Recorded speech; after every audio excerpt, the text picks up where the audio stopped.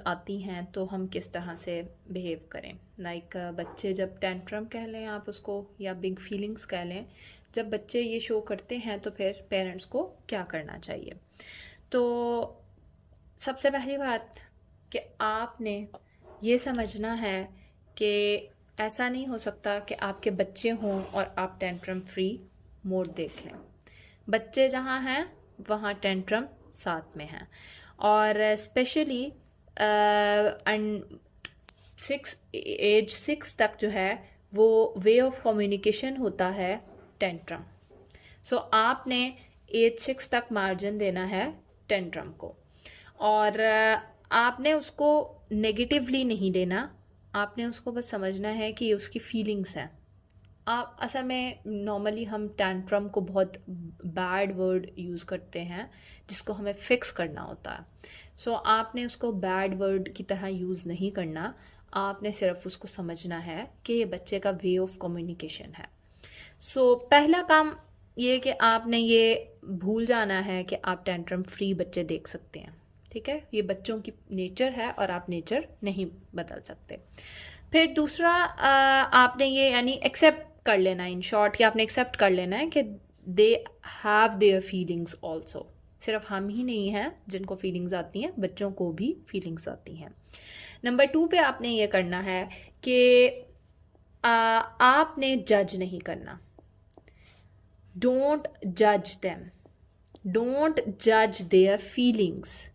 आपने अगर उनकी फीलिंग्स को जज कर लिया तो इसका मतलब है कि आप रेजिस्टेंस क्रिएट कर रहे हैं, क्योंकि जब आप फीलिंग्स के ऊपर लेबल लगाते हैं तो वो एकदम से वहीं स्टॉप होके उसको दूसरी तरह से कवर करने लग जाता है बच्चा।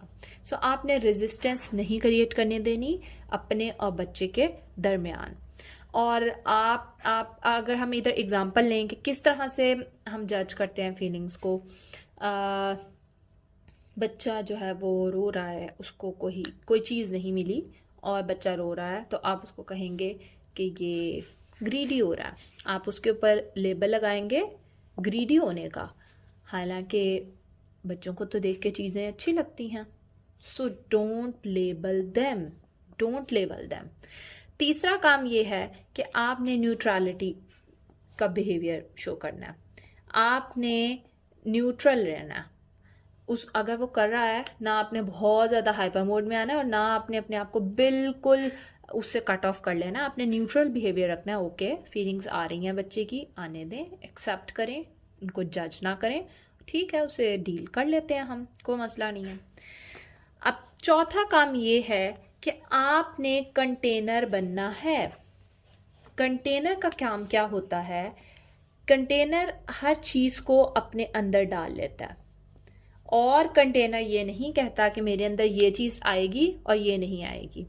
कंटेनर का काम है कि बच्चे हमारे पास आएं, हम उनकी वेव्स को अपने अंदर डालें।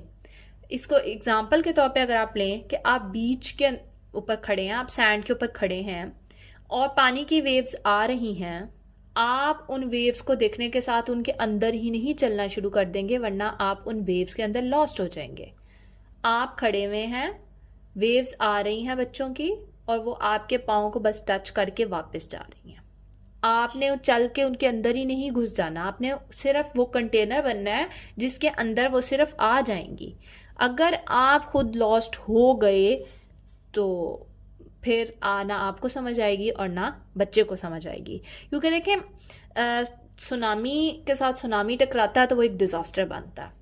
सो वेव्स के साथ आपने स्टेबल रहना है, आपने अपने पाँव को ग्राउंड के ऊपर जमा रहने देना है कि ठीक है, कोई बात नहीं, ये आई हैं और ये चली जाएंगी। पांचवा काम आपने क्या करना है?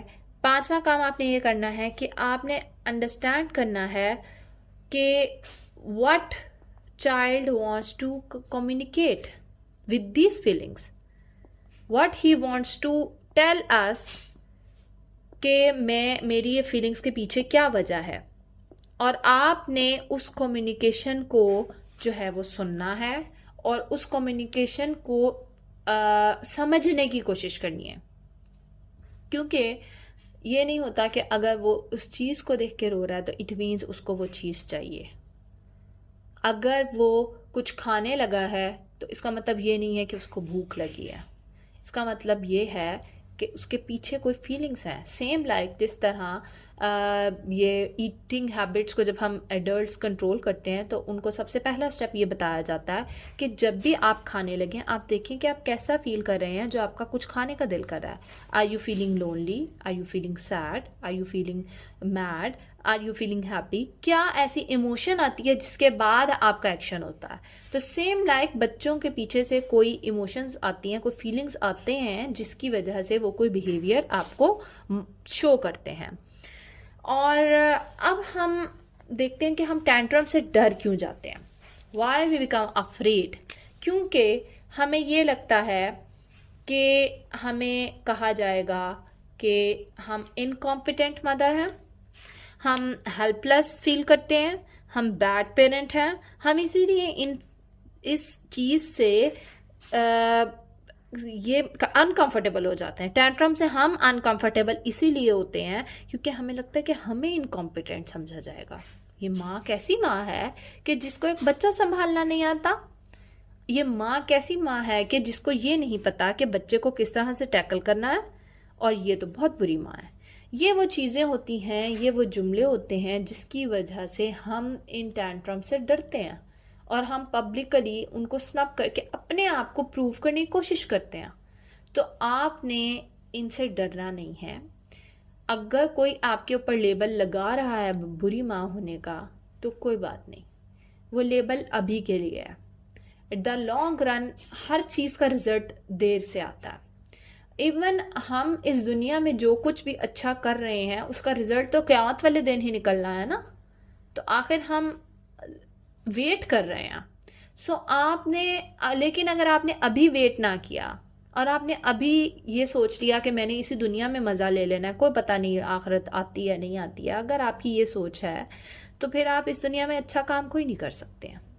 इसी तरह बच्चों को डील करते हुए होता है कि आप बच्चों के साथ फिर अंडरस्टैंडिंग मोड में नहीं आ सकते क्योंकि आप वेट नहीं करते हैं।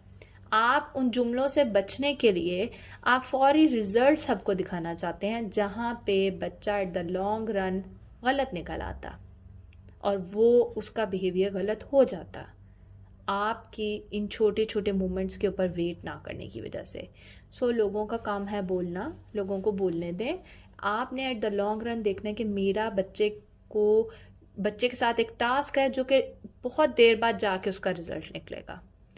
आप आखिरत के लिए अपनी दुनिया को मज़ा कर करके नहीं कर लेंगे, आप आखिरत को गोल रखेंगे और आप उस लिहाज से अपनी बच्चे के साथ तरबियत करते रहेंगे।